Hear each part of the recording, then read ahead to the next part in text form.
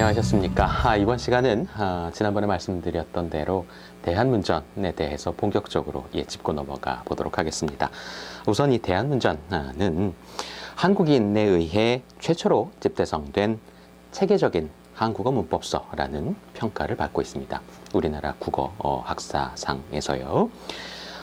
그런데 이 책은 1909년에 완벽하게 나온 것이 아니라 이제 1909년에 이 대한문전을 우리는 완정본 내지는 정간본이라고 하는데, 이 완정본 이전에 여러 이본들이 존재합니다. 이 유길준 선생님이 대한문전 그 1909년 완정본, 오늘 말씀을 계속 이어나갈 대한문전은 1909년 완정본을 대상으로 하는 겁니다.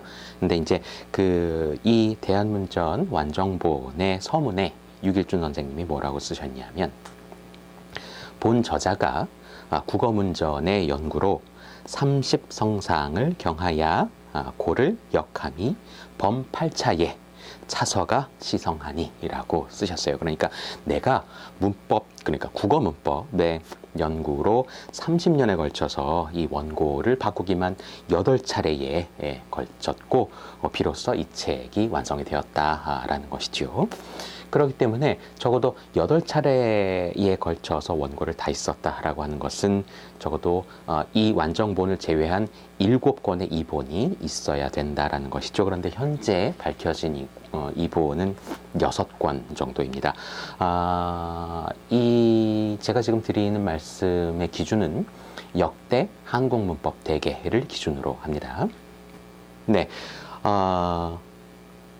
이본의 종류를 말씀을 드리면 조선문전이라는 이름으로 1894년 이후부터 1905년까지의 3권의 필사본이 있고, 그리고 1906년에 한 권의 유인본이 있습니다. 그리고 대한문전이라는 이름으로는 각각 1907년의 유인본, 그 다음에 1908년의 활판본, 이렇게가 지금 보고가 되어 있는, 학계에는 보고가 되어 있죠.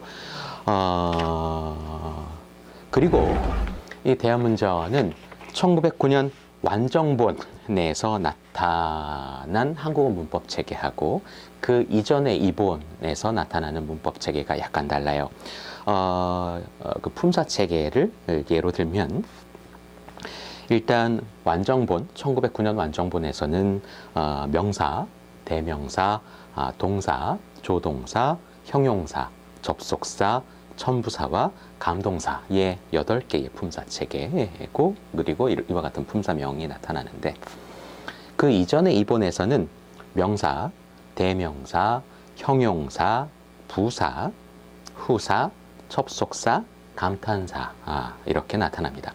그러니까 하나, 둘, 셋, 넷, 다섯, 여섯, 일곱, 여덟.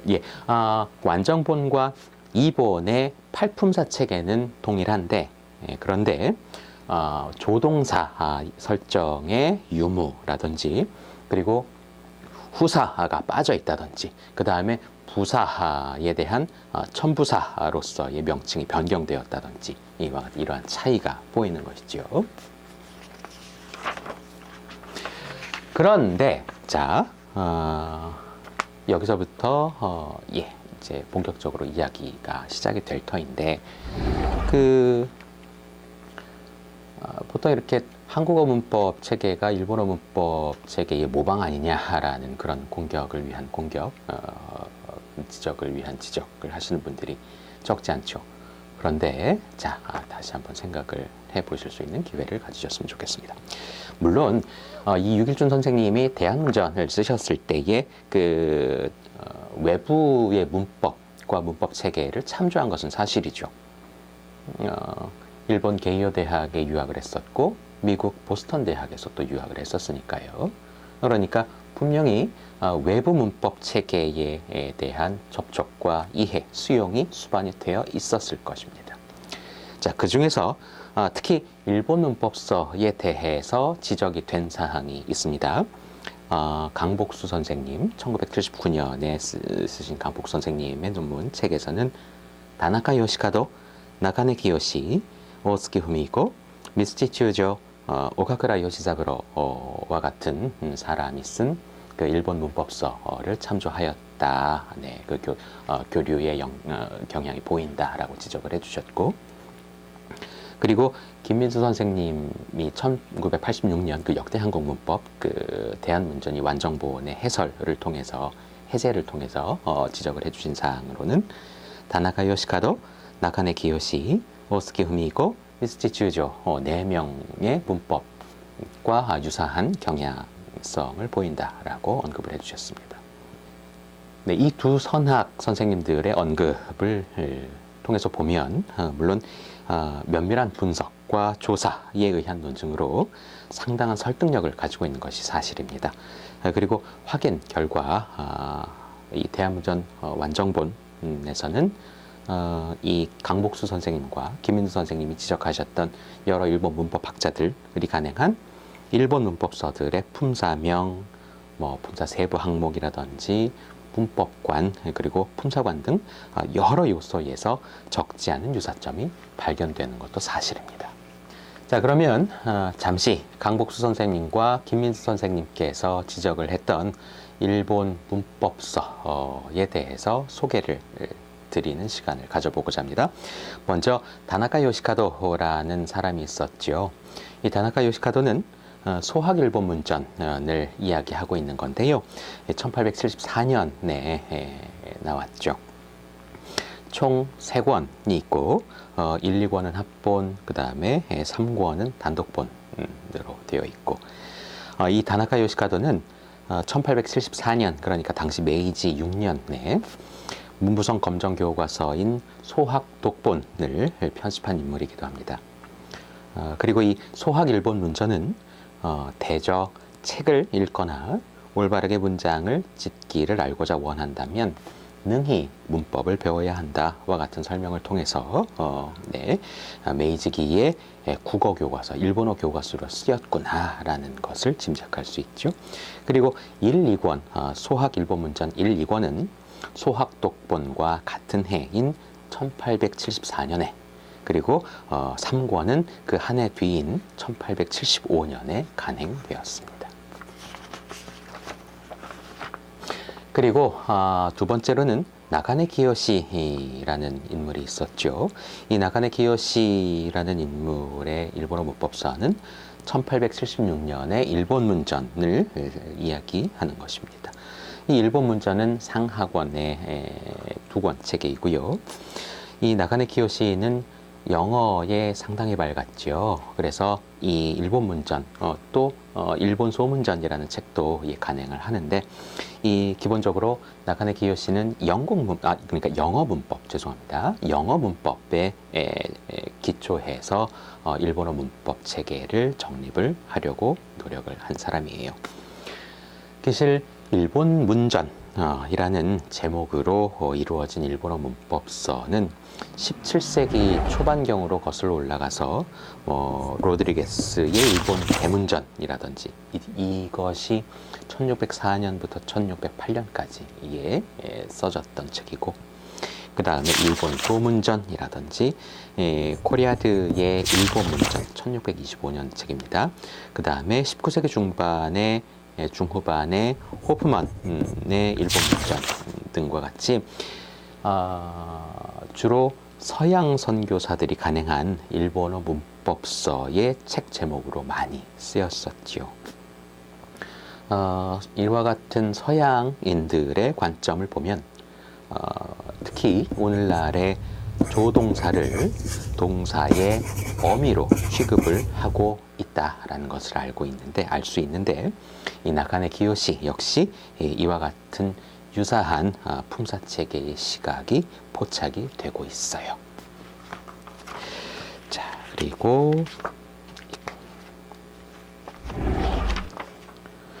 세 번째로는 오스키 후미히코라는 인물입니다.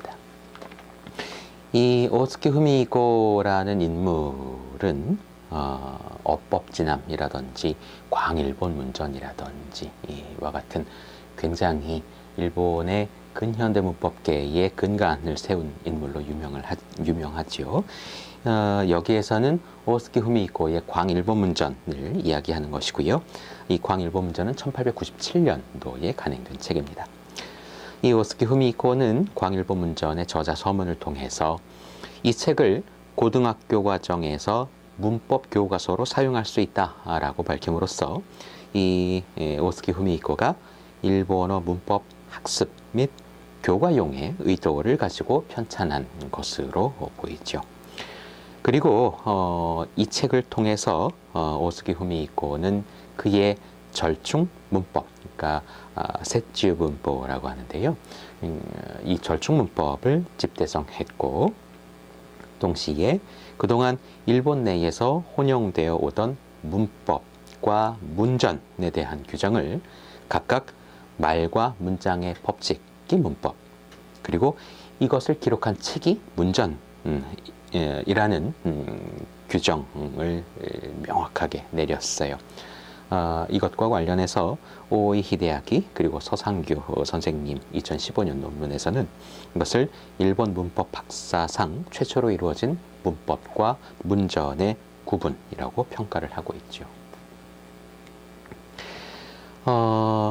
이 절충문법이라고 하는 것은 당시에 일본의 언어학계, 국어학계를 보면 국학류와 양학류의 어떤 이대의 관점이 있었는데, 이 국학류 문법을 보면, 일본의 국학류 문법을 보면은 이제 우리가 지금 이야기하고 있는 뭐 용언, 체언 이와 같은 식으로 활용을 하느냐 안 하느냐에 따라서 그냥 이분류 내지는 뭐 세 분류로 쫙쫙쫙 크게 대분류해서 나누는 그런 식이 국학류 체계이고요.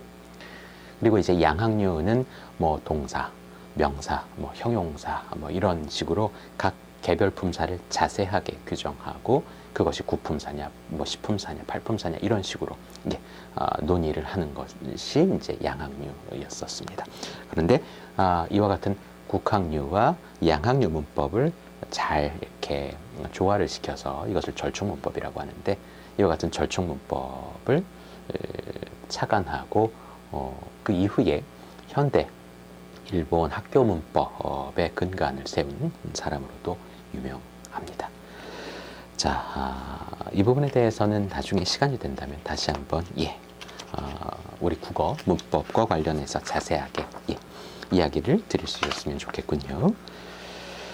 자, 그 다음에 미스티추조로 넘어가 보겠습니다. 미스티추조는 여기서는 중등국문전을 말씀하시고 있는 거예요. 김민수 선생님하고 강복수 선생님은. 이 중등국문전은 1898년에 나온 책이고 상중하 3권 체계로 되어 있습니다. 이 1898년이면 메이지 31년인데 이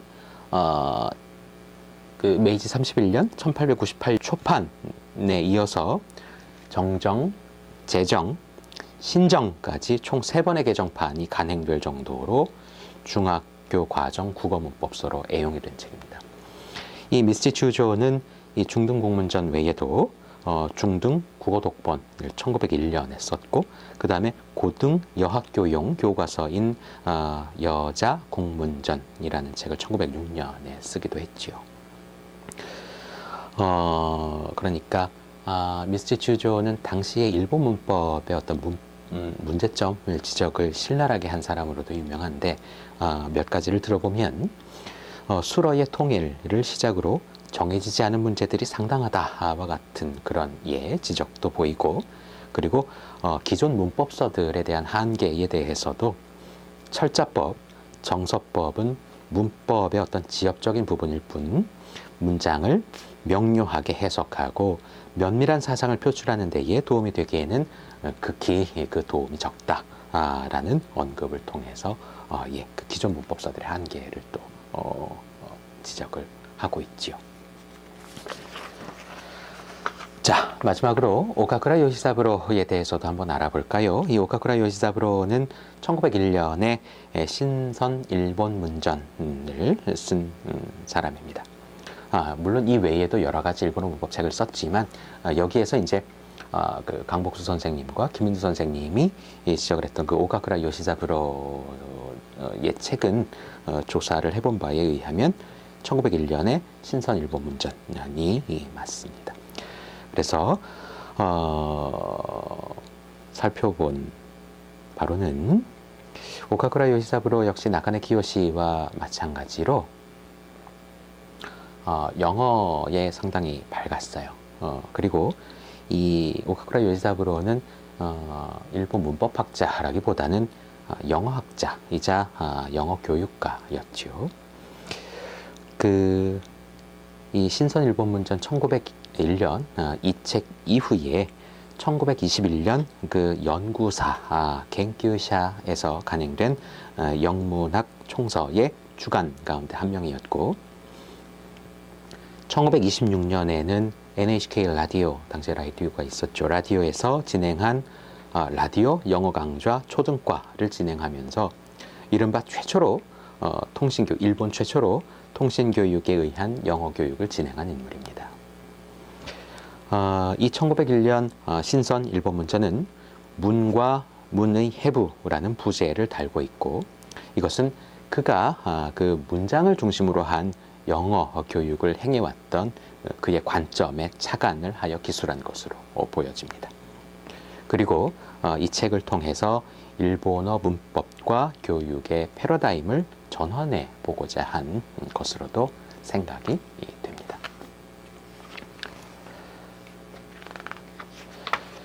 자, 어떠셨습니까? 오늘은 강복수 선생님과 김인수 선생님이 유길준 선생님이 대한문전 완성본을 쓰는데 참조를 하였을 것으로 보인다라고 지적된 그 일본 문법학자들과 일본 문법서에 대해서 소개를 드려보았습니다. 다음 시간에는 이 대한문전의 완성본과 그리고 오늘 소개를 드렸던 일본어 문법서 4종과의 그 품사명을 비교를 해보고요. 그리고 좀 더 자세한 이야기를 나눠보도록 하겠습니다. 감사합니다.